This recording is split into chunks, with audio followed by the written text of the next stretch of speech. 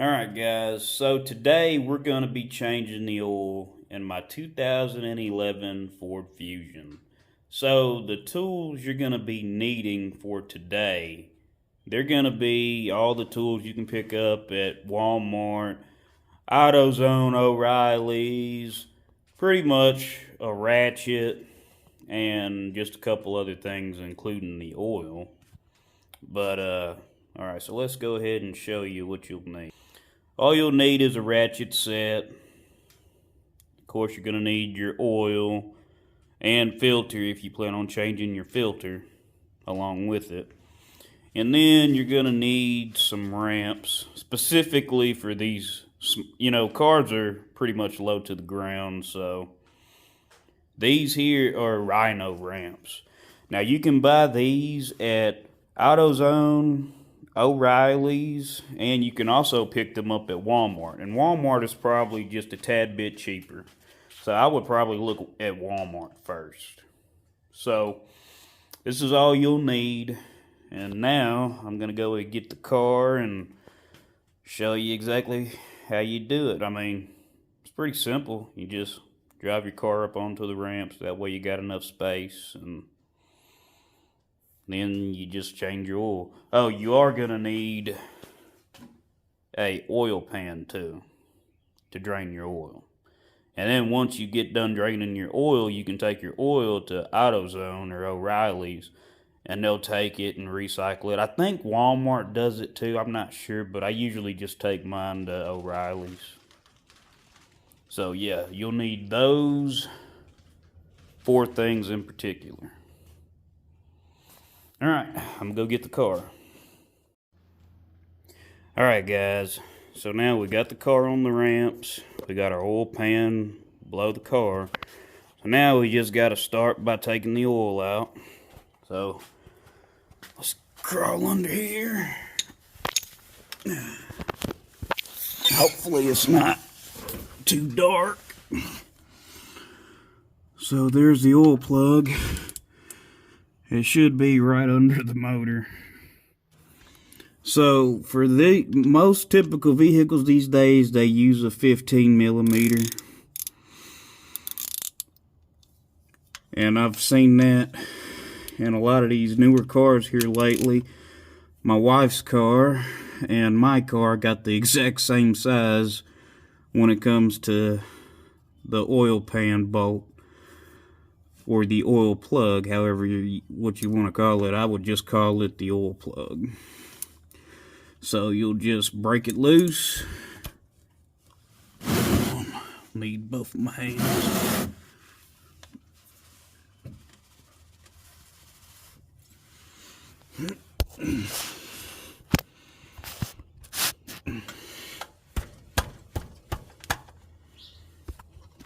Hopefully y'all seen that. So now, the first step after you break it loose, just gonna position your oil pan.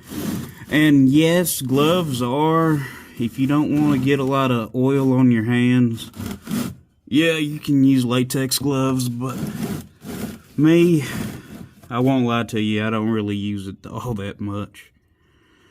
So I just start just like that.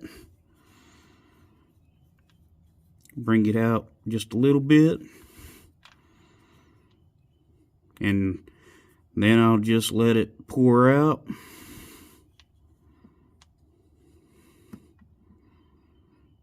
Good stream flowing through. Going right in our pan.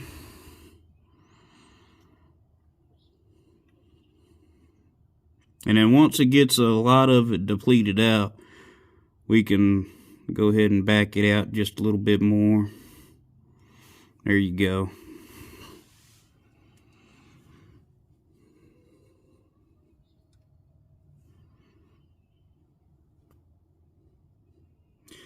So after the oil is drained in the pan, we'll go ahead and put the oil plug back in it, tighten it up, and then we'll do the filter next. Now, the filter How I was taught was you change the filter every 10,000 miles. But now some people change the filter too every time they do an oil change, which is perfectly fine. But 10,000 miles, some of these filters will say even 20,000 miles, but I would just go around 10,000. That would be my recommendation. And then just make sure you have a good filter. And I'll be going over that in a short video for brands and what you probably prefer to use versus what not to use. So stay tuned for that, because I am going to make a video about brand and what's going to be your best bet for cars. All the brands that I mainly use are good brands, including with oil. You got Castor Oil, you got Mobil One, you have Valvoline. I've heard of Royal Purple, but I've never really used it. But that's a different conversation for another video. So I'm going to let this drain, and then I'll get the oil filter off, and I'll show you what you'll need to do that.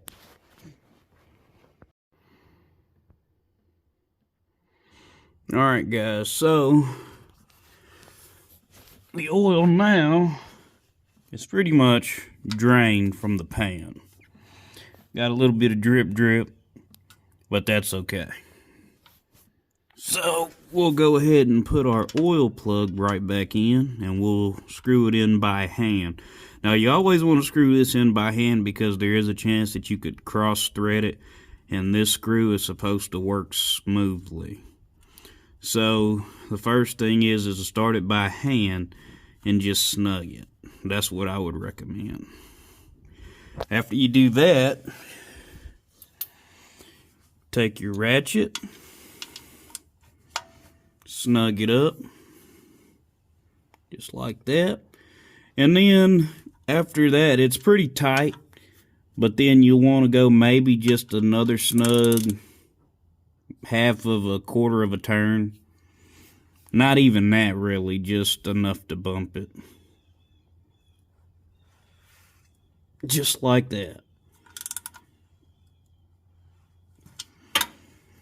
So now, our oil pan is plugged back. So now we just got to get the filter. So now we'll need our oil filter wrench, and you can buy these at AutoZone, O'Reilly's, and you can buy them at Walmart. The quality of them, it really just varies, so you kind of just got to find what's going to fit you best.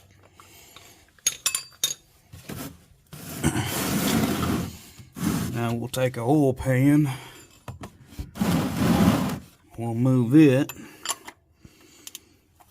and then we'll unscrew our oil filter. See if I can. Probably need both hands for this one too. I keep things pretty tight.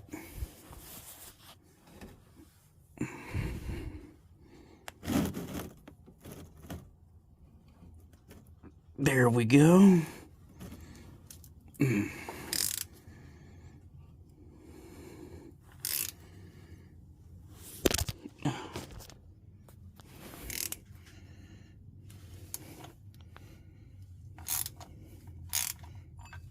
She's loose now.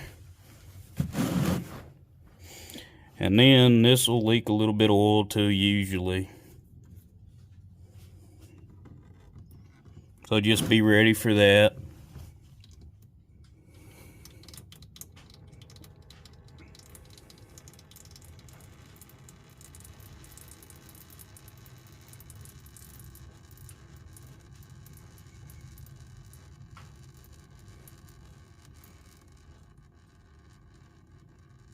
And this usually doesn't take very long.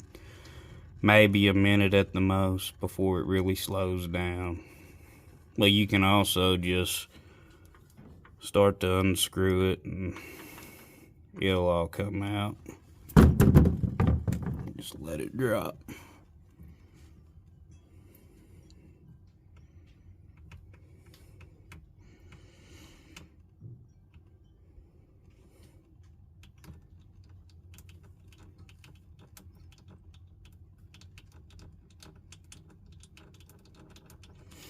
And really, my oil doesn't look too bad. It was only at 50% oil life. But I don't really trust that life system in the modern cars these days. So, in older cars, especially early 2000 models, I recommend changing oil around every 3,000 miles. The filter stays the same about every 9 to 10,000 miles. And I know in a lot of these newer cars, they do have new oil code or types. Yeah, because my old lady's car, it's like an OW20, which is supposed to be like a very thin but yet very... It's hard to explain because I didn't really look too much into that oil, but they said that oil's supposed to last like a good period of time. But for me, because right now about being 50% oil life and how many miles I got, about, I want to say 4,500, somewhere in there, I would probably change it around that.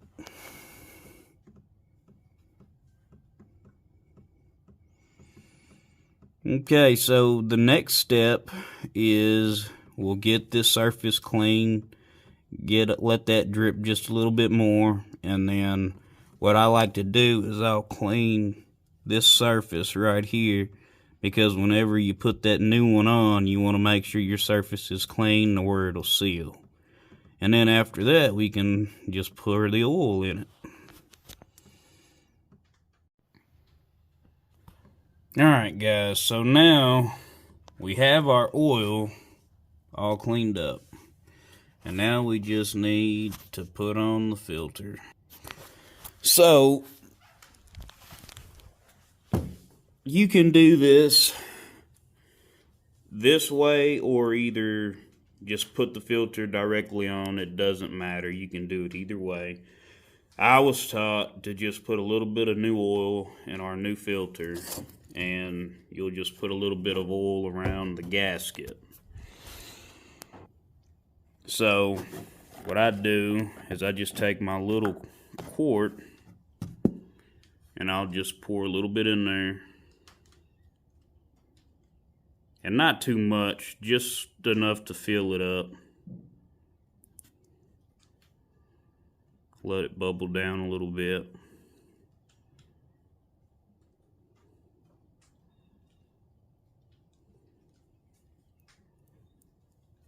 And that'll probably be enough. I mean, it still has a little bit in there to go, but that'll probably work. So then, take my finger, I'm just going to put it around the seal.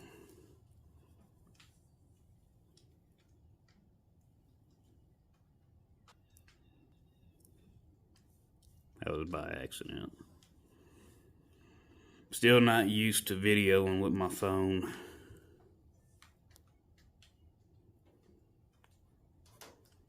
Alright, so that's it. So now we just got to install the filter.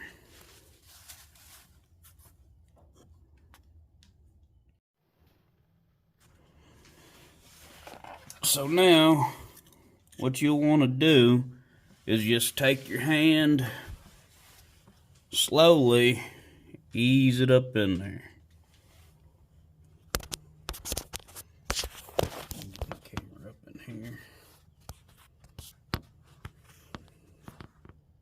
There it is. And this has to go on smoothly too. You'll just do it by hand, turn it.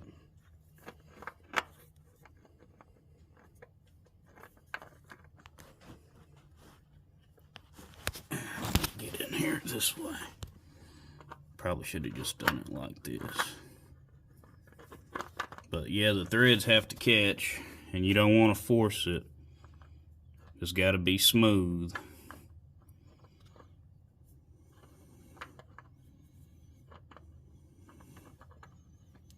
There it goes. Smooth. And so what I'll do is I'll just tighten it by hand first.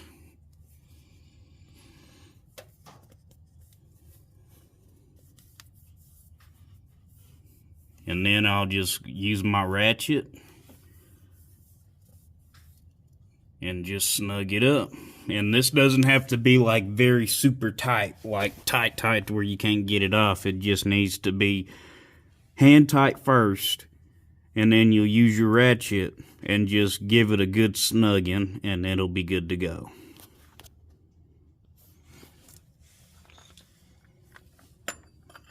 So here's this.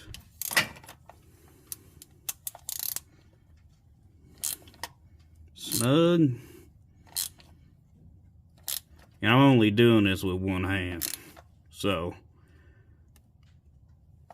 right there will be good. Maybe one more quick turn.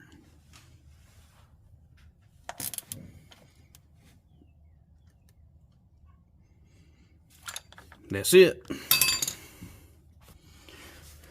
So now we got a good new oil filter, and this is the Mobile One brand. It's a good brand. So, all right, let's put our oil in it.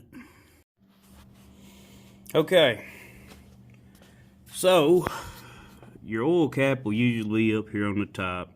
Very few models you'll find them with like your own little neck or nose, but for this specific car it'll be on the top. Now, if you're ever wondering what type of oil your car takes, it'll usually tell you on the top of your cap. SAE 5W20 is what the Fusion takes. Now keep in mind, this is a lighter oil, so different types of oil have different thicknesses and certain designs to help other motors run smoothly. I'm not too familiar with a lot of these newer brands besides the OW20, but this is the one you'll use for the 2011 Ford Fusion. So what you'll need is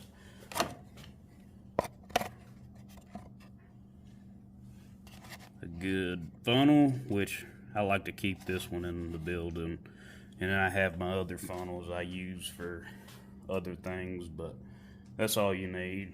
Funnel just like that at Walmart. And then your oil.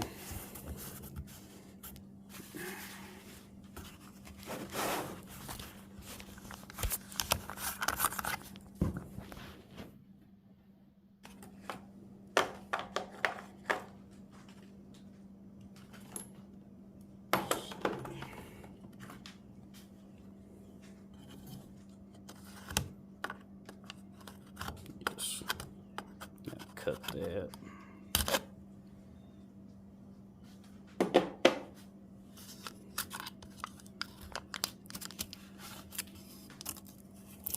There you go.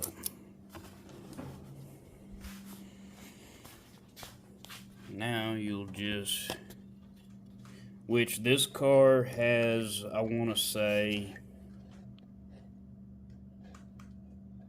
maybe 4 liters, no, 4 quarters of oil for its max. And you won't be able to really check it until you get it off the ramps. So what I'll do is I'll just pour about 3.5 of my oil, 3.5 out of it, because this is a 5-quart deal.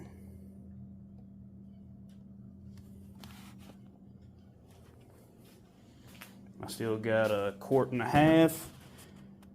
So now we'll get it off the ramps, back it off, and we'll check our level. Okay, so once you get it off your ramps and you got it level, you'll want to go ahead and just run it for about maybe 2-3 minutes. And your oil that you put in it, just make sure you put about 4 quarts in it, 3.5 in between there. So, but now every model is different though too, so you'll have to do your own research to figure out exactly how many quarts in total your motor holds. Now when I looked this one up, they said anywhere from 3.5 quarts to about 4, maybe a little over 4 quarts. So that's pretty much what I do with my cars. I'll just let it run for about a couple minutes with the oil I got in it. And while you are letting it run, take a look under there, see if it's leaking any oil, which is pretty clean. No leak. So I would go ahead and say it's good under there. So just run your car for about 2-3 minutes and then shut her off, and we'll check the oil level. Alright, so after the car's been running for about 3-4 minutes, I'll just sit and let it cool down for a little bit, and then I'll check the oil level. And then after that, we'll just add a little bit of extra oil if we need to, and that's gonna do it. So now it's just the waiting game for a little bit. Alright guys, so now all we have to do is check the oil level. After it's ran for a little bit and then cooled off for a little bit.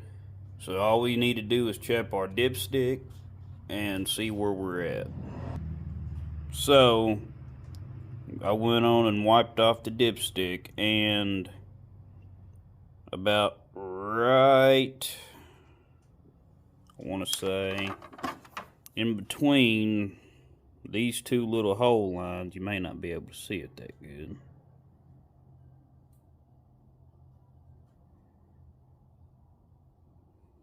Okay, so there's the two hole lines.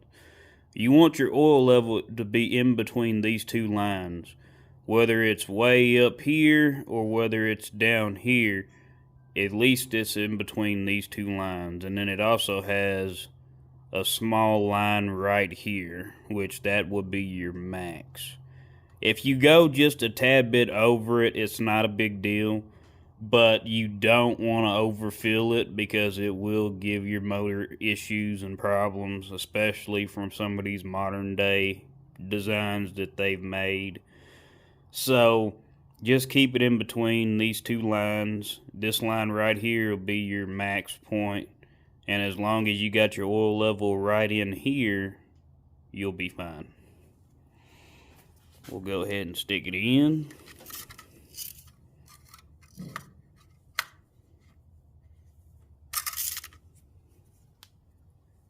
Back out. And I can see where it's still like at the very bottom. It doesn't lack very much, just maybe a tad bit, and it'll probably bring it all the way up.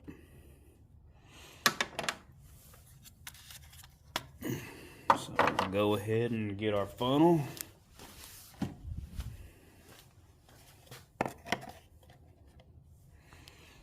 We're just gonna add a little bit more.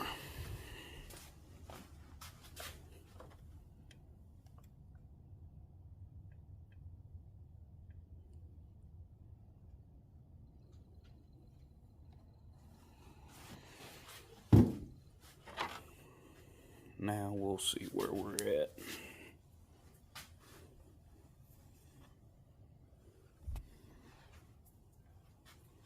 So we'll repeat the process.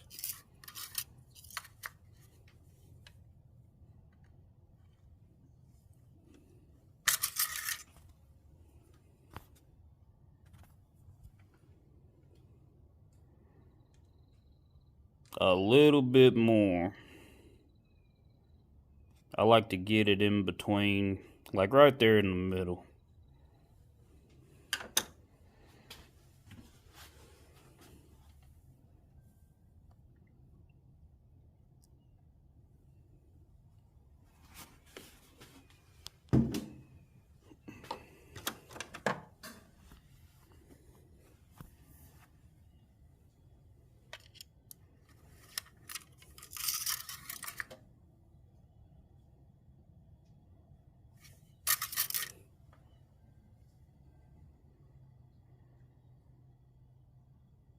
Alright.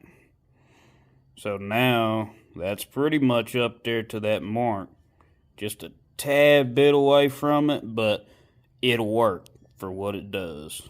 So that's pretty much it. We're good. So that's going to be it for today's video. I hope you guys enjoyed the little experience. Be sure to hit that like button. And stay tuned, because it won't be too long now before I do my big job on my truck. And that'll be a video that you don't want to miss. And that'll be in segments. So that's going to do it for today. Well, actually, there is one more thing I forgot. I do need to reset my sensor, so I'll go over that real quick too. Alright guys, so the last thing we got to do is reset our oil life and zero out our miles, and we'll be done. So we'll go ahead and turn the car on.